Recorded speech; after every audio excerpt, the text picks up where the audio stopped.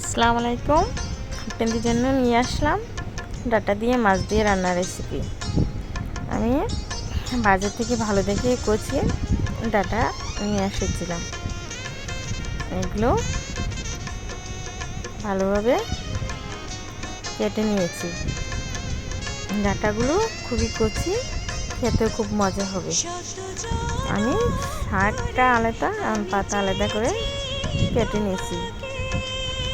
এগুলা মাছ দিয়ে রান্না করব। মাছ আমি ধুয়ে লবণ ও হলুদ দিয়ে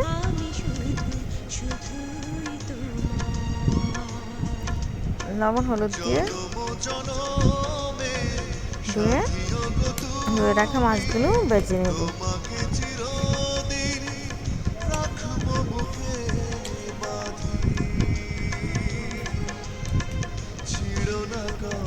কড়াইতে তেল দিয়ে মাছগুলো দিয়ে দিতেছি। মাছগুলো ভাজি করে ডাটা দিয়ে রান্না করে নেব। লবণ হলুদ দিয়ে মাছগুলোকে ভাজতে হবে। ভাজার জন্য বসিয়ে মাছগুলো বেছে নিয়ে ডাটাটা রান্না করব। মাছগুলো ভেজে নিয়েছি। আবার ডাটা রান্না করার জন্য পেঁয়াজ, রসুন, তেল কড়াইতে দিয়ে দিলাম। দিয়ে হালকা নেড়ে নেব।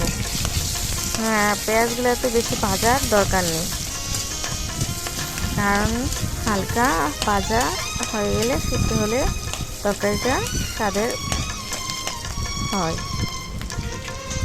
আমি পেঁয়াজগুলো হালকা ভেজে ডাটাগুলো ধুয়ে রাখা ডাটাগুলো দিয়ে দিলাম। ডাটাগুলো দিয়ে লবণ দিয়ে দিলাম।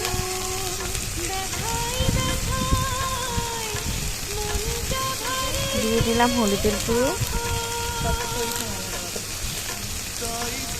আবার দিয়ে দিব মরিচের গুঁড়ো। দিয়ে উল্টে পাল্টিয়ে নেড়ে মিশিয়ে নেব। ডাটা দেখতে নিয়ে বেশি দেখা যায়, কিন্তু রান্না করার সময় ডাটাটা কমে আসে, মিশে যায়। আমি উল্টিয়ে পাল্টিয়ে নেড়ে ছেড়ে মশলাগুলো মিশিয়ে নিচ্ছি। দেখুন কতটা কমে এসেছে ডাটাগুলো, আর কালারটাও খুব সুন্দর হয়েছে। এভাবে উল্টিয়ে পাল্টিয়ে মিশিয়ে ভালোভাবে নেড়ে ছেড়ে মিশিয়ে নিতেছি। এভাবে কষানোর পরে আমি ঝোল দিয়ে মাছ দিয়ে রান্না করে নেব। আর ডাটা কষানোটা হয়ে গেছে। কষানোর মাঝে অনেকটা সিদ্ধ হয়ে আসে। এবার আমি ঝোল দিয়ে দিচ্ছি। পরিমাণ মতো ঝোল দিয়ে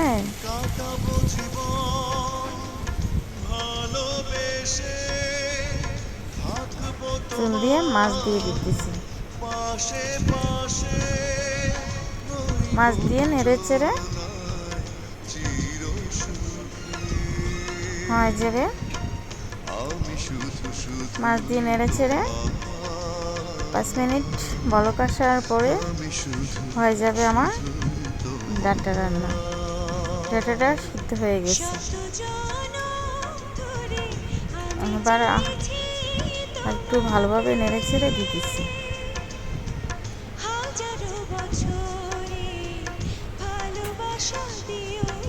দেখুন কালারটা কেমন সুন্দর হয়েছে। খেতেও খুব মজা হবে কচি ডাটা। দেখুন পানির লোকটা আমার ডাটা রান্না খেতেও ভালো, খেতেও খুব স্বাদের।